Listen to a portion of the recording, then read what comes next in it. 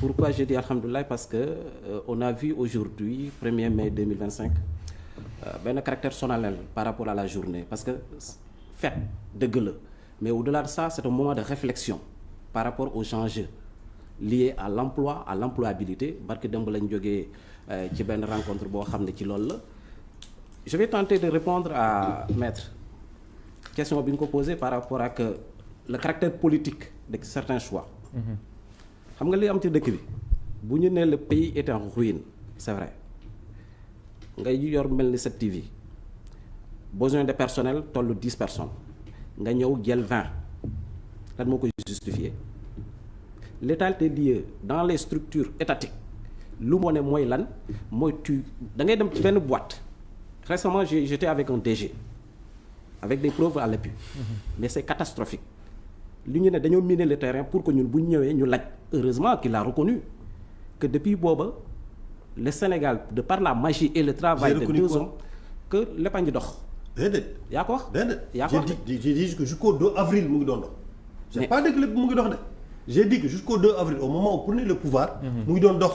mais ba tey personne n'a senti cette ruine là loolu laa wax. d'accord ruine boobu ba tey da nga sentiruñu ko. yaa ko wax jusqu'à présent. chaque mois tous les. vous m'avez mal compris. tous les fonctionnaires reçoivent. non vous m'avez mal compris. j'ai dit. li ëpp solo li ëpp solo. may ko 5 secondes après jusqu'au 2 avril. les fonctionnaires étaient payés jusqu'au 2 avril. ban 2 avril bi ñu génn. non. bu Macky Sall 2024. d'accord bu Macky Sall. ok ça je voulais dire. Et jusqu'au 1er janvier mai 2025, est-ce que les salariés ne sont pas payés? non déglu ma rek. non dis oui ou non. nee na aussi y a que pour le public que les choses. non vous avez dit. non j'ai dit xam nga quand vous dites un pays en ruine. Un pays en ruine, c'est un pays qui est à terre, qui ne peut pas payer ses salaires, qui n'a pas d'électricité, qui n'a pas de téléphone. J'ai dit jusqu'au 2 avril, jusqu'au 2024. Oui. Précis, c'est-à-dire jusqu'au jour où Macky Sall quittait. Vous n'avez pas entendu un salarié qui n'a pas dit qu'il n'a pas été payé. Vous n'avez pas vu ou constaté de coupure d'électricité. On avait des institutions qui fonctionnaient. On avait une économie qui marchait. ruine boobu laa la wax bi ngeen génne bi ngeen créé. personne maintenant bàyyi ko mu yàggale s'il vous plaît. date pour date. d'accord février 2024 février 2025. Plus de 53 milliards de recettes. jóge fan port.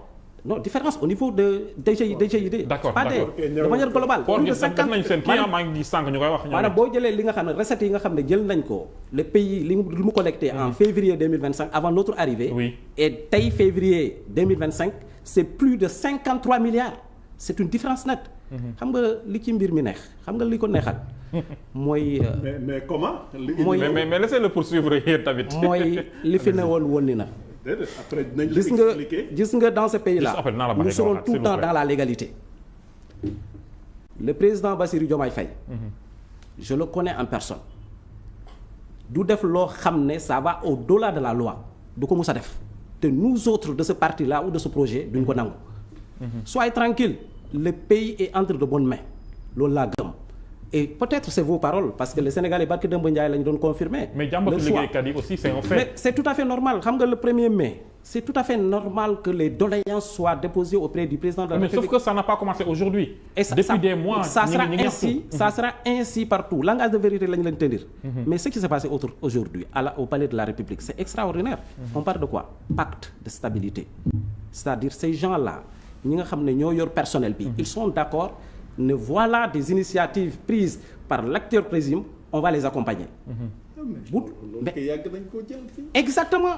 Alors bu dee yow yaa jàpp ne loolu c'est pas du positif mais la différence vous savez quoi? Pour cette fois ce serait pas du tapalé. On attend de voir. Ce serait pas du tapalé, c'est fini. Le tapalé dans ce pays et dans le palais jeex na ci dëkk bi xam nga bambula boobu nga doon évoquer fii sol ay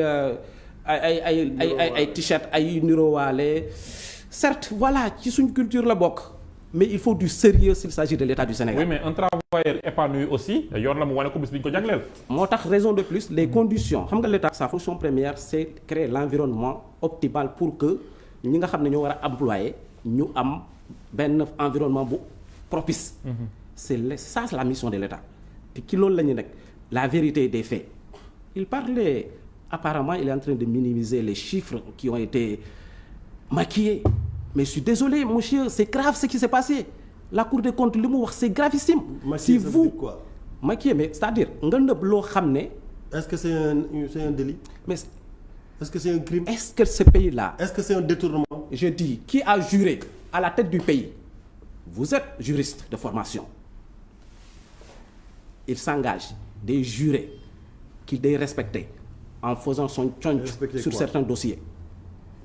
Mais si la Pastef n'était pas arrivé au pouvoir, mais li ñu fi découvrir yëpp duñ ko def noonu la ñuy kii rek di yaakaar ne voilà ça brille alors que voilà bu loolu foo laal rek ça tombe.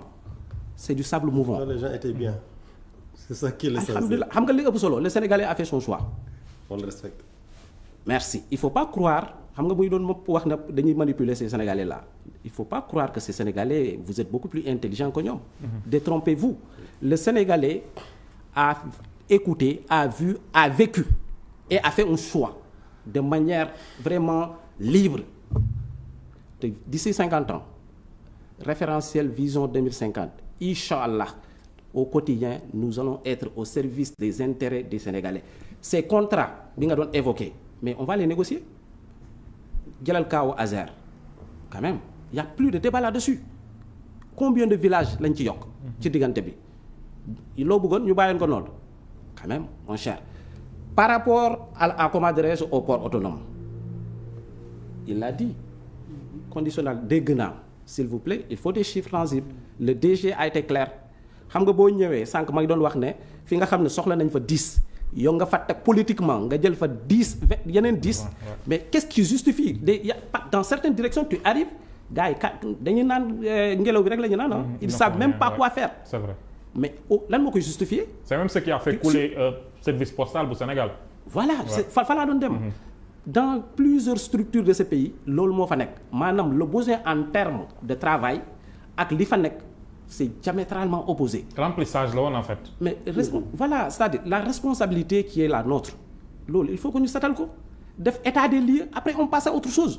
Maintenant nous sommes dans un pays avec des lois avec des normes képp koo xam ne yaakaar nga ne vraiment tooñ nañ la ci sa liggéey parce que CDI yi nga amoon wala mais quand même. Mais ñooñu ñu arrêté est-ce que seen faute la maanaam ñi nga xam ne ay fantômes lañ comme ni ko docteur waxee d'accord naa ñooñu moom ils n'ont rien à faire là-bas mais ñi nga xam ne peut-être ils étaient là. Ils sont lésés dimbali seen ay njaboot ñu koy arrêté leen même bu fekkee li ñu leen jëlee woon teguwul ci yoon mais waruñu woon xool rek li ñu amal service njariñ service bi wala aussi le Sénégalais qui a derrière lui d'autres Sénégalais yoo xam ne moom lañ dépendre. xam nga li ñu tàmm ci dëkk bi mooy 2 personnes ñu sacrifier tout un peuple pour les intérêts de 2-3 personnes loolu dafay jeex mun tax wéy c'est pas possible.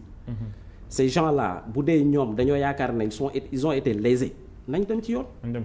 Parce que les normes sont là su boobaa yoon dana wax ne kii est-ce que état wala structure bi wala agence bi tooñ na la mais la vérité sera dite.